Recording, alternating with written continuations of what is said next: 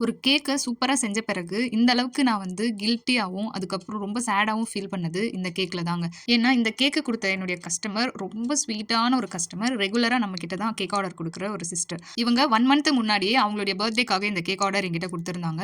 அவங்க வந்து என்கிட்ட சொன்ன விஷயம் என்னன்னா, "நான் படிச்சு டாக்டர் ஆகணும்னு நெனச்சேன். ஆனா, என்னால இது மாரி டாக்டர் ஆக முடியல.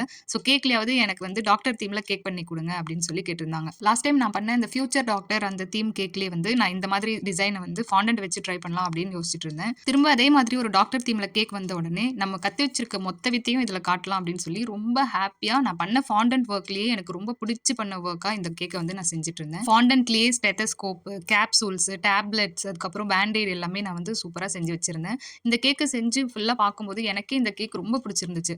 என் வீட்ல இருந்து யாராவது பார்த்துட்டு எனக்கு வந்து சூப்பரா காம்ப்ளிமெண்ட் குடுக்க போறாங்க அப்படின்னு நெனச்சுட்டே இருக்கும்போது, என்னோட அம்மா இந்த கேக்க பார்த்த உடனே, "பர்த்டே அதுவுமா எதுக்கு இந்த மாதிரி ஒரு தீம்ல கேக் செஞ்சு குடுத்துருக்க?" அப்படின்னு கேட்டாங்க.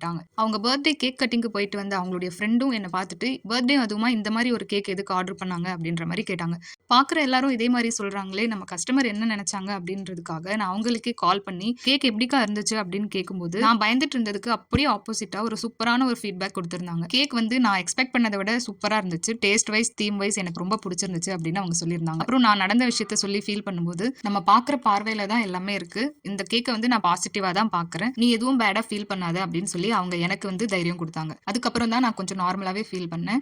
ஸோ இந்த கேக்க பார்த்துட்டு இருக்க நீங்க, உங்களுக்கு இந்த கேக்க பார்க்கும்போது பாசிட்டிவா தோணுதா? இல்ல நெகட்டிவா தோணுதா? அப்படின்ற உங்க தாட்ஸ் வந்து மறக்காம காமெண்ட்ல சொல்லுங்க. அப்படியே இந்த வீடியோ உங்களுக்கு புடிச்சிருந்துச்சு அப்படின்னா, மறக்காம லைக் பண்ணிட்டு, அப்படியே இந்த சேனல சப்ஸ்கிரைப் பண்ணிக்கோங்க.